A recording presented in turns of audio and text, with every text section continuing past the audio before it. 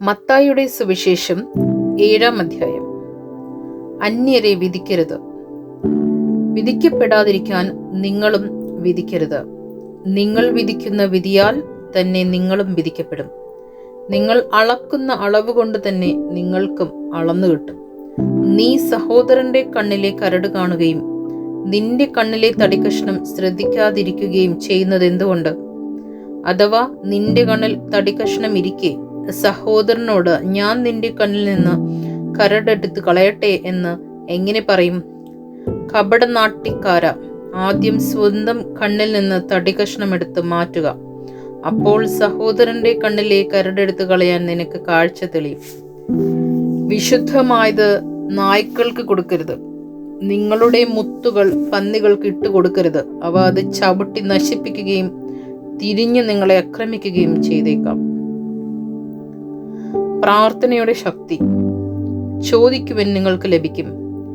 അന്വേഷിക്കുവിൻ, നിങ്ങൾ കണ്ടെത്തും. മുട്ടുവിൻ, നിങ്ങൾക്ക് തുറന്നു കിട്ടും. ചോദിക്കുന്ന ഏവനും ലഭിക്കുന്നു, അന്വേഷിക്കുന്നവൻ കണ്ടെത്തുന്നു, മുട്ടുന്നവന് തുറന്നു കിട്ടുകയും ചെയ്യുന്നു. മകൻ അപ്പം ചോദിച്ചാൽ കല്ല് കൊടുക്കുന്ന ആരെങ്കിലും നിങ്ങളിലുണ്ടോ? അഥവാ മീൻ ചോദിച്ചാൽ പാമ്പിനെ കൊടുക്കുമോ?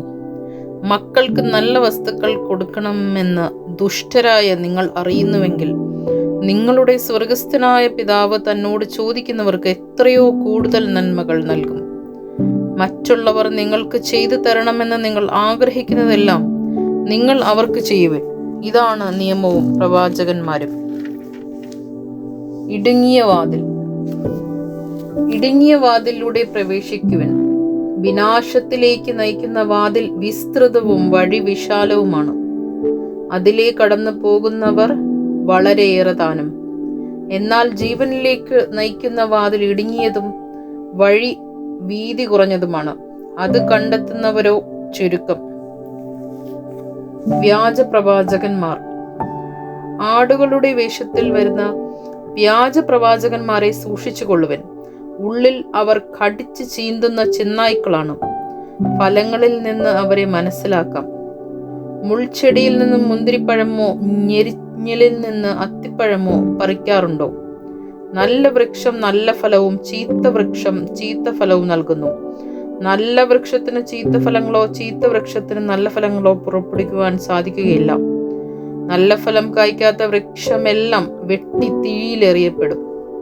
അവരുടെ ഫലങ്ങളിൽ നിന്ന് നിങ്ങൾ അവരെ അറിയും. യഥാർത്ഥ ശിഷ്യൻ.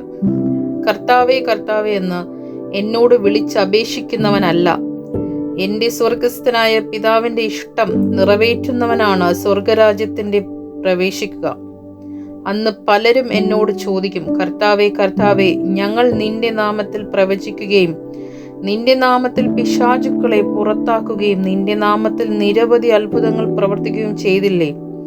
അപ്പോൾ ഞാൻ അവരോട് പറയും, നിങ്ങളെ ഞാൻ ഒരിക്കലും അറിഞ്ഞിട്ടില്ല.